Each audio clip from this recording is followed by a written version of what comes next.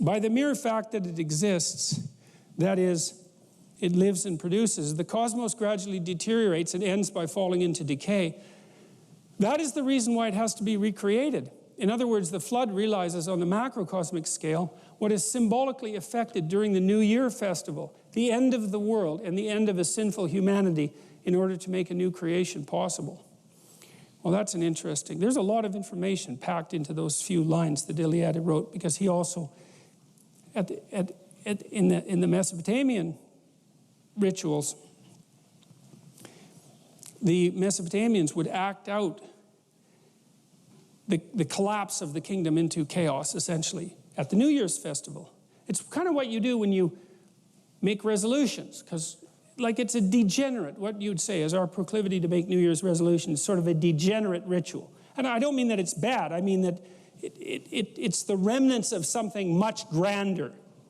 So the idea was, well, the Mesopotamians would take their emperor outside the city, the walled city, and once a year, and they would make him kneel, and they'd take off all his king clothes, and then they'd whack him with a glove, if I remember correctly. The priest would do that, and then they'd make him recount all the ways that he wasn't being a good emperor that year. He wasn't being a good Marduk, because that was who he was supposed to be on earth, and that's the guy with eyes all the way around his head, speaks magic words and transforms chaos into order. That's what the emperor is supposed to do. And so the question would be, okay, you're emperor. It's like, have a little humility here, because you're not God incarnate. You probably made some mistakes. Can you think of any ways in the last year that you didn't take every advantage of every opportunity you possibly could have to take some spare chaos and transform it into habitable order?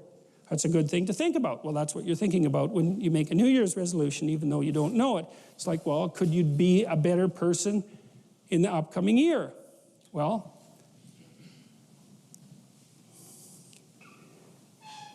you can imagine the flood, and then you can set yourself straight, and then you can prepare for it. And that means maybe you can stave it off, but it also means that maybe even if you don't stave it off, you could ride it out. And that's actually the story of Noah. Because what happens with Noah is that he can see that things are not good, and that there's a flood coming. And God is maybe letting him know.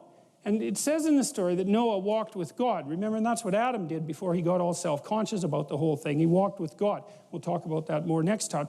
But what that would mean maybe is because Noah was straight, and he put himself together, and his familial relationships were good, because it also says that his antennae were working.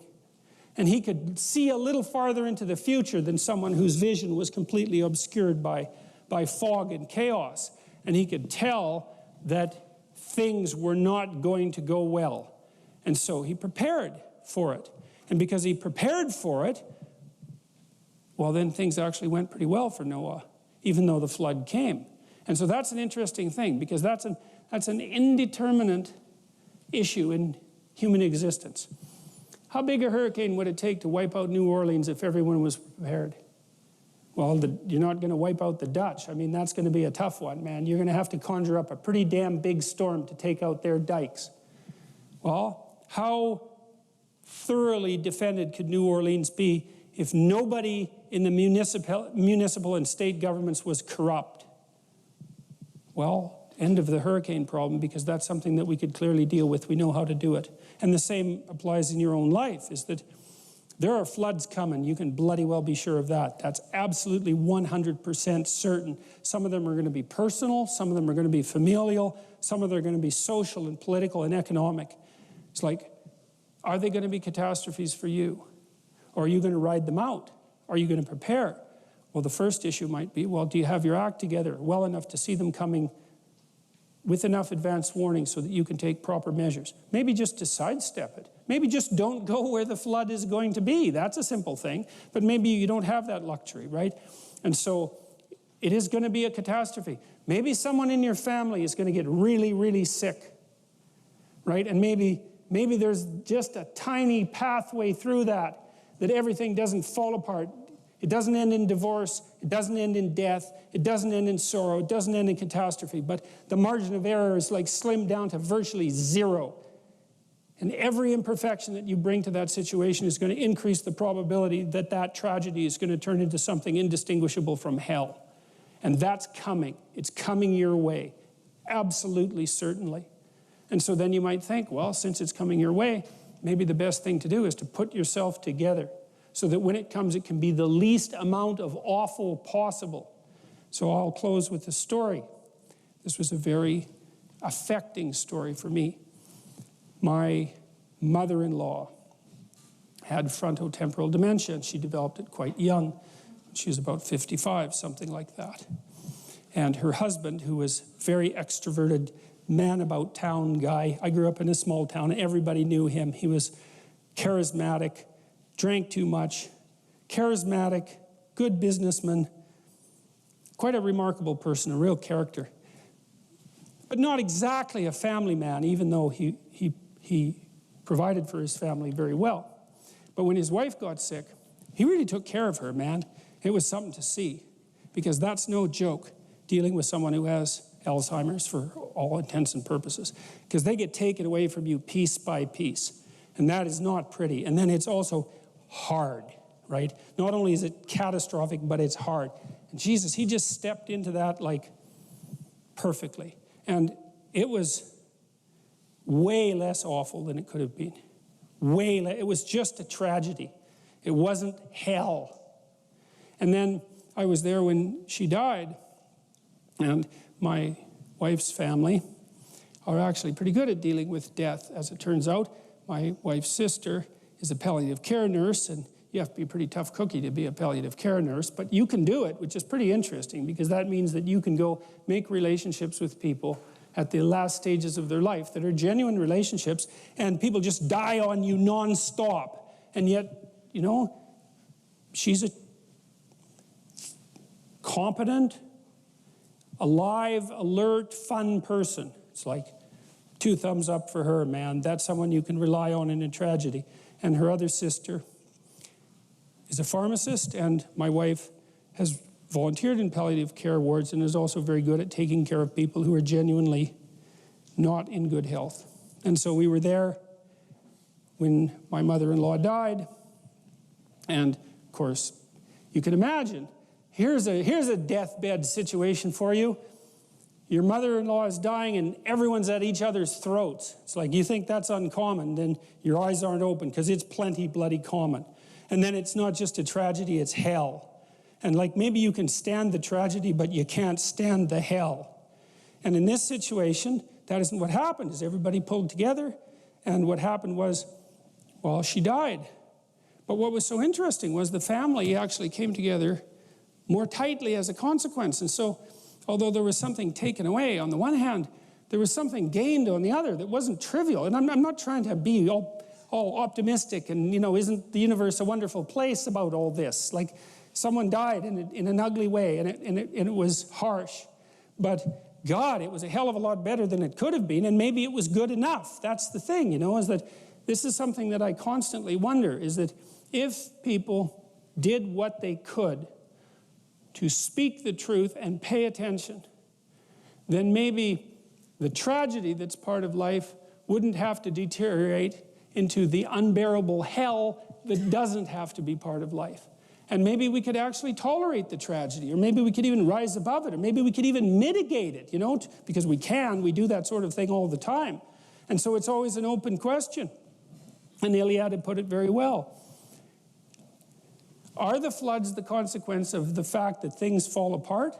Or are the floods a consequence of the fact that people make mistakes that they know they shouldn't make and make anyways? They sin, right? And that's to miss the mark, right? Because that's an archery term, to sin. And that means maybe they don't even specify the damn target, which is really, you're not going to hit it unless you specify it. Or having specified it, they just say, oh, to hell with it. It's not that important. It's like, you got to be careful when you say something like, to hell with it. It's not that important. Because one of the things that might happen to you if you say, to hell with it, it's not that important, is that you might actually end up in hell for a pretty prolonged period of time, or maybe for the remainder of your miserable existence, because it's certainly the case that people do exist there, and I've seen them exist there, And once you're there, it's no trick, it's no simple matter to get the hell out.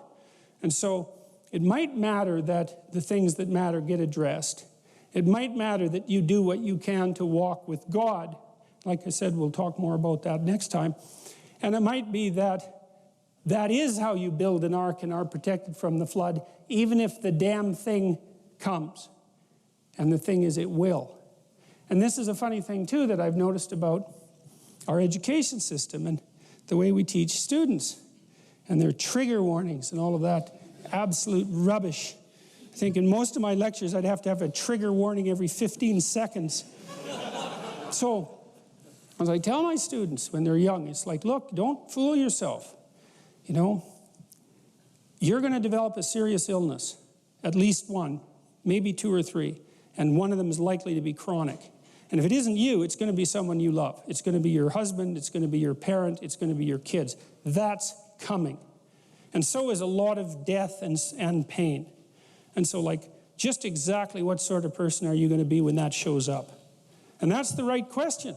It isn't, how are you going to be happy in your life? It's like, good luck with that. It's a stupid ambition anyways, as far as I'm concerned, because it's too shallow. You know, happiness, you're lucky. That comes and goes like the sun coming out from behind a cloud. If you're happy, man, more power to you. Enjoy it. Enjoy it. It's a gift from the cosmos to be happy. But a pursuit, no, the pursuit is when the damn flood comes, you want to be the person who built the ark. And that's what the story of Noah is about. And the thing is, the flood is always coming. And that's another thing that's worth commenting on with regards to this story is, you know, there's an apocalyptic element to the Judeo-Christian tradition. There's an idea that the end of the world is always at hand and that you should prepare to be judged. And the thing about that is it's true. And the reason it's true is because the end of your world is at hand, and it will certainly come. And when it comes, you will be judged, because it will be up to you to figure out what to do with the fact that your world just collapsed. And that'll be a moral problem of ultimate severity, because it'll push you right to your limits, and you'll find out exactly where your unaddressed weaknesses lie, because that's what happens in a crisis. And so the reason that that's an archetypal reality, and it lurks underneath the entire Judeo-Christian structure, the apocalypse, the impending apocalypse, is because we always live in apocalyptic times, and your world is always, in small ways and large ways, coming to an end. And so what do? You prepare for it. You prepare for your world to come to an end. And then maybe when the end comes, you get another world. That'd be a good deal. So we're ready for this next week.